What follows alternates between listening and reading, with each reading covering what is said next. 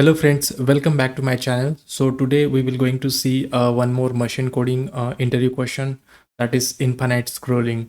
Whenever we have a big number of data and then we don't want to load that data when application start.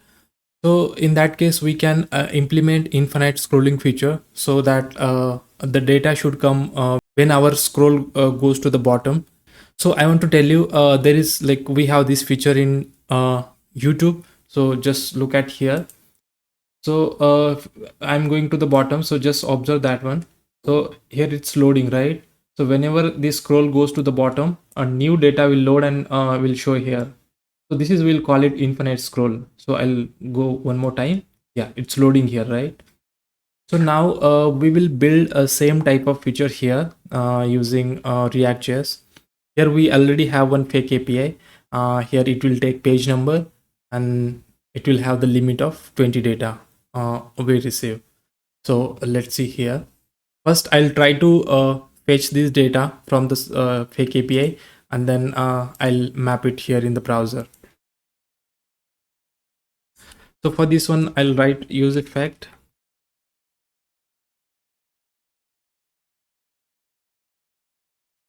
Fetch, and then I'll pass this URL.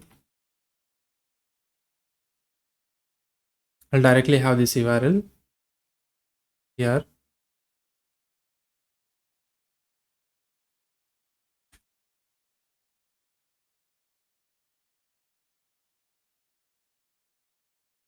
And then this will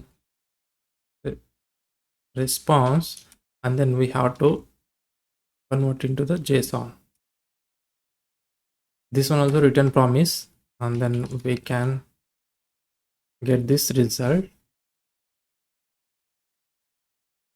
We'll just console it whether we are getting correct data or not. Console.log result.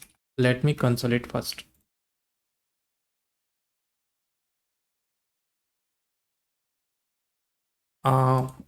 We have to give this dependency.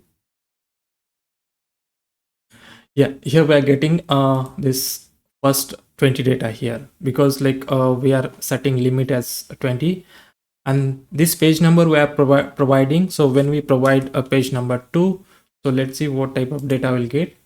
We are getting data from the second page, from ID 21 to 40. Yeah. So very first I have to store this data somewhere. So for this I'll define one state, post, set post. Initially I'll have empty array. Sorry, here we go. And then here I have to set it.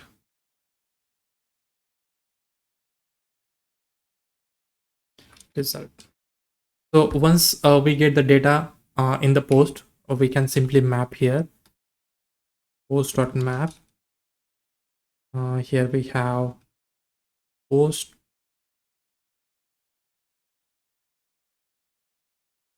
return. As of now, I'll have this HT tag. I have post.id. So we have ID here, and then we will provide title here.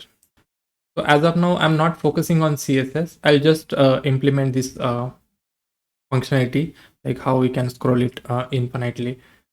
And for this page, we will create one more state variable, and then we can pass this page number dynamically. Page set page, and initially we will have 1. We'll pass it this dynamically. Page, right?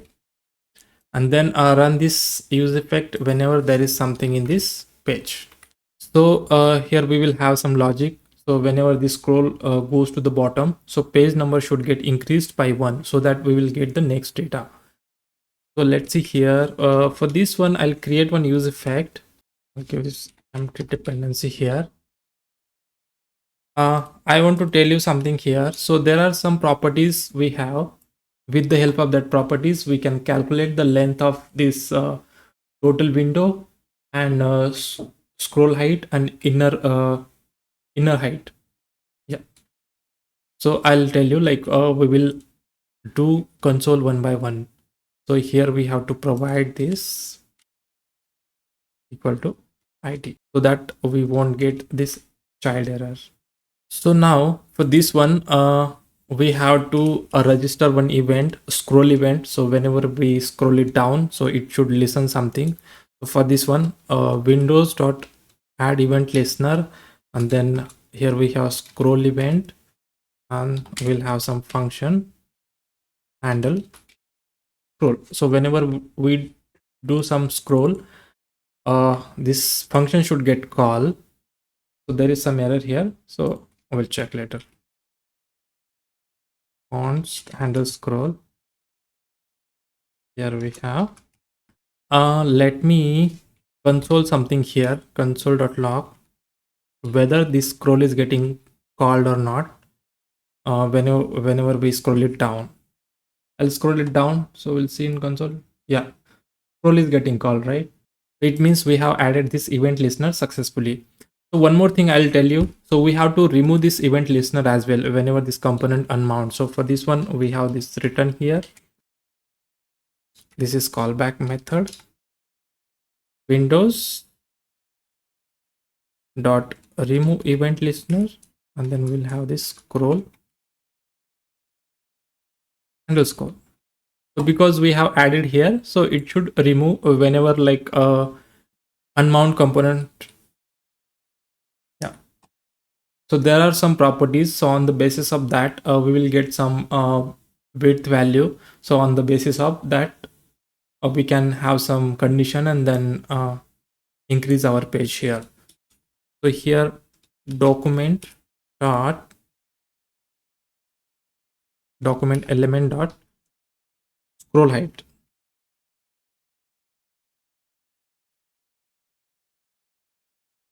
I'll copy paste it here. Scroll top.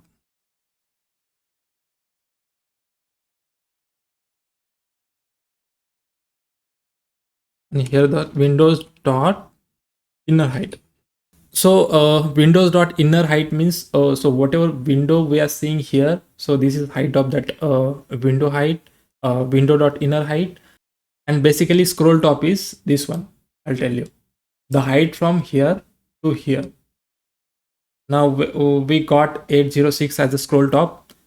Inner height is 225 pixels. So whatever height we are seeing here, and then scroll height is total height from here to here. So whenever we add this scroll top to this inner height, this will become scroll height. Scroll height is a total height of this scroll. So this is fixed size, right? Scroll height, and then this is getting increased. So we can write some condition if addition of these two calculation is equal to or greater than this scroll height, then we can change our page. So let's see here. If document element dot scroll type plus this windows dot inner height greater than, and then this one total scroll height. If this is true, it means our scroll reached to the bottom. That time only it will become true. So here we have to add one. So in old browser, it will have the difference of 1 pixel. So for the safer side, we will have +1 here. If this is true, then we can just simply console log here. So we will remove this console. We don't need it. So just look at here. I'm slowly scrolling to the bottom. So I'm about to reach to the bottom. Yeah. So whenever I reach to the bottom, so this reach to the bottom, this console will get called. It means it's working fine. So one more time. Yeah. So whenever I reach to the bottom, it is coming in inside this condition. So here we can write the logic to change the page number here. So once we reach this if condition, then simply we can say set page is equal to previous page plus 1. So just look at here. So I'm scrolling to the bottom. again 20 records load, right? But it is overriding previous records. It should not override. So previous, it should be visible. The previous record should be visible here. So for this one, here we are setting it. So simply we can have here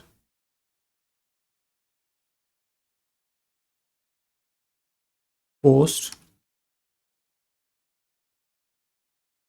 and here result. So just look at here. I'll scroll to the bottom. Yeah, new 20 records came. Again from 41 to 60. Again new records got added here, 100 records. So simply we can have loading here, const set loading. So initially we will have here true, and then here we can make it false here because data is loaded. And then whenever we are setting new page, here we can again we can set loading is equal to true. And then we can have this condition here, loading. If it is loading, simply add. See, we got loading here. So I'm going to the bottom.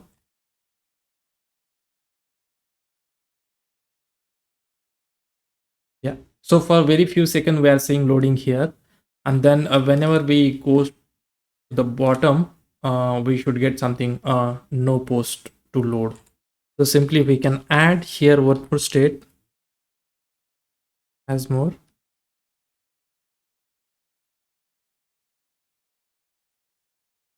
and then initially we will have true. And then we will simply check here result dot length is greater than 0. So when it reach to the last page, so we won't get anything in result, and then we will have here 0 is greater than 0, that is false. So we'll get hasMore is equal to false. And then we can write one more condition here, hasMore if records is not there. So simply we can have here post to load. I'm scrolling to the bottom. New data came. There again new data came. We got here 80, from 80 to 100. So here we are getting no post to load. It means our infinite scrolling is working fine. So here I'm just focusing on this infinite scrolling functionality part. So just ignore CSS and HTML code here. So this is how we handle data with the infinite scrolling. So interviewer might ask you they can give you some scenario if we have millions of data, and then we have to handle it, and then we don't want to load it at the initial when the applications load. So how you can do that? So at the time you can mention that we can handle those data with the infinite scrolling, and how YouTube is currently handling. So I hope you understood this concept behind the infinite scrolling. So if you like this video, then please do subscribe to my channel for support. Thank you.